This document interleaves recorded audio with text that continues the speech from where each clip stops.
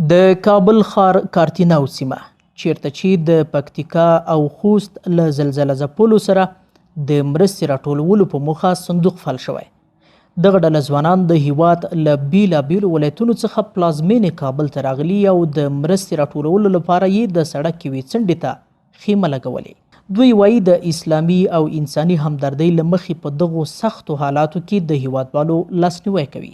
پرون مو دلته هم تقریبا 40,000 افغانۍ مرسته راټوله کړه او د 100,000 افغانۍ مرسته یو کس هغه ژمنه وکړه. نو نن هم چې دی خلک را روان دي مرسته کوي. سبا مونږ پلان کې دا شته چې سبا هم دلته کینو له خلکو مرسته راټوله کړو او دا مرسته د یو منظم پروګرام له لارې د پکتیکا ولایت زلزله ځپلو ته ورسوو.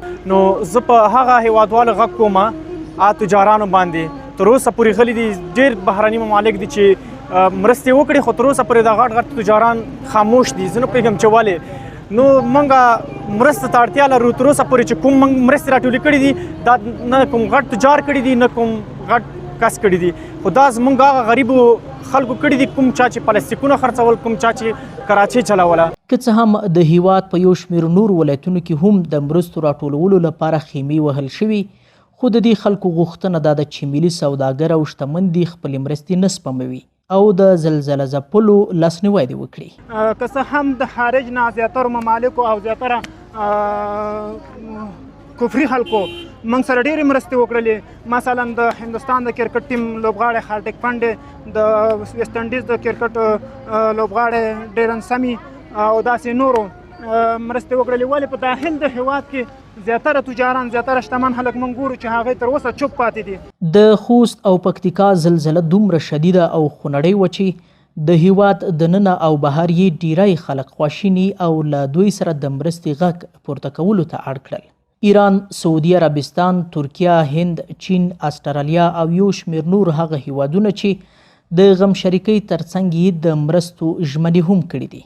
خو دغه ډله ځوانان چې د کابل ښار په یوه څنډه کې راټول شوي وایي پر نړیوالو مرستو سربیره دي د هیواد په نورو ولایتونو کې هم د ملي احساس او انساني همدردۍ له مخې د مرستې راټولولو کمپاینونه پیل شي. نو د خلکو کورونه ټول ارس له منځه تللی دي. نو له ملي تجارانو او شتمنو خلکو نه غږ کوو چې که مالي مرسته کولی شي هم د خیمې او د شیان موږ سره مرسته کولی شي نو موږ سره په اړیکه شي. نو ګرانه هیوادوالو موږ د رضاکار ځوانان دلته راغلي تر څو د پکتیکا او پکتیا خوست ځوانانو لپاره د ویجاړ شوي کورونو لپاره مرسته راټول کړو. د جون میاشتې په 22مه نیټه د ریختر په کچه 6.1 درجې زلزلې خوست، پکتیکا او یو شمېر نور ولایتونو کې له 2000 زیات کسان مړه او سلګونه نور یې ټپیان کړل. دغه زلزله کې د ګڼو خلکو کورونه ویجاړ او شتمنۍ یې له منځه ولاړې.